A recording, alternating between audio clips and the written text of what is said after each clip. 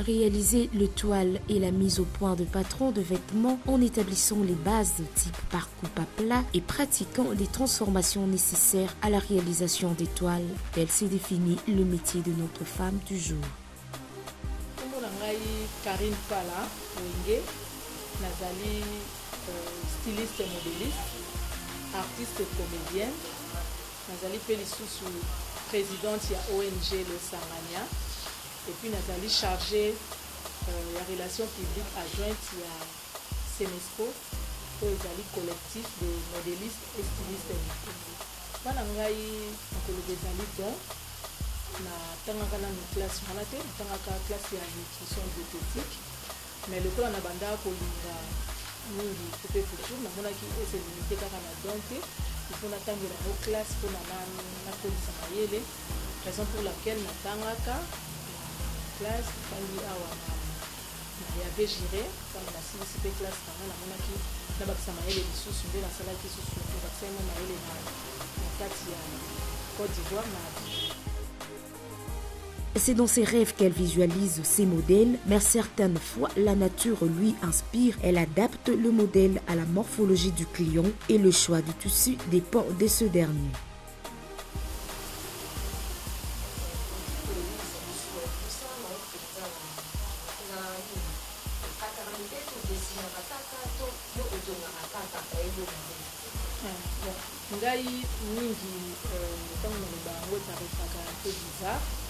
Généralement, le modèle n'a pas mis ndoto, comme 90% de modèle n'a pas.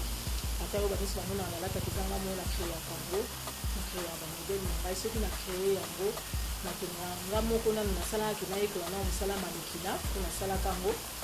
Quand on a une salle mannequin, on a une marqué à la maison de couture.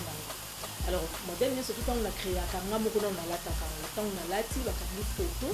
Des bandes comme ça, on battait la album, pour la qualité en souffle la télé, des bayaka, on baya au pays. On a battu le délai, on a la tisaka, on a battu tout ça, la télé comme ça, les aka en qui la sali, en tout cas, ce qui la sali n'a évité, on a 50. On a 50 pour ces crèmes sous les ateliers de couture, les variétés à la modèle. On a la créativité. Les clients bilamba 10 15 autant voyer nango je proposer ba modèle ça qui a que le tika mususu ailleurs ni surtout que le tika pas bon mingi ba kana modèle te le quoi mingi ba yebi kenga na kasi wana côté ko créer ba modèle mingi aka kaka yene lamba alors ce ka yene lamba atala ka morphologie ya groupe bande ko mususu na yaka mona alude lamba ya ka munene alude lamba pa mutamuke mais ce cas lié quand même ça na raité za na so na moni lambo et na mutamuke yo siko yo mutamuke les to chaki maboko te peut-être pas na yo to ko bakisa maboko hein ce qui pas mutamuke to kamaki yango pas na yo peut-être ko lâcher muke alors ça va conseil que ça va pour permettre de fidéliser ba clients na. Considérée aujourd'hui à Kinshasa comme une des jeunes femmes les plus vues, Karine ambitionne de mettre sa renommée au service de jeunes Congolais.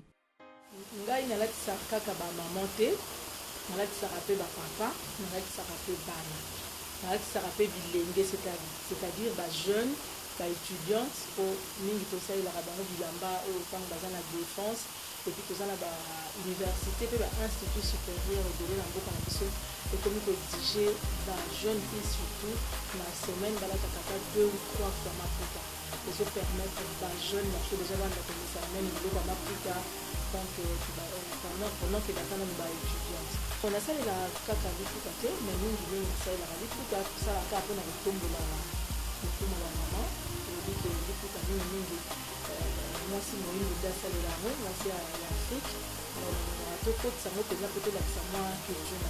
Les difficultés, elles le rencontrent certes, mais le plus fréquent est dû au manque du courant électrique. La famille reste la priorité et elle aménage parfaitement bien son temps.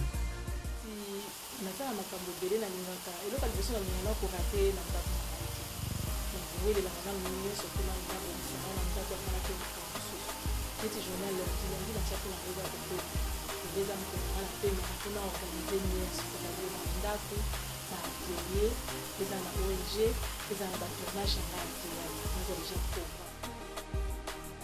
Aux femmes, elle appelle à la prise de conscience et responsabilité afin de se rendre utile dans la société. Toujours,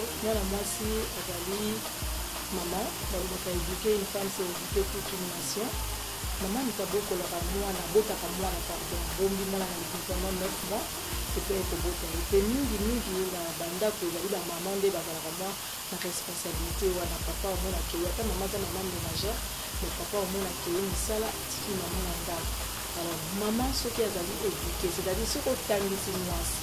Ce qui a comme le ko sala, lobi nango, maman na pe bano ya zo beaucoup la mandako. Akoloka atangisa bango beaucoup la bango malamu po un jour pe bakola malamu batanga bato bazala bato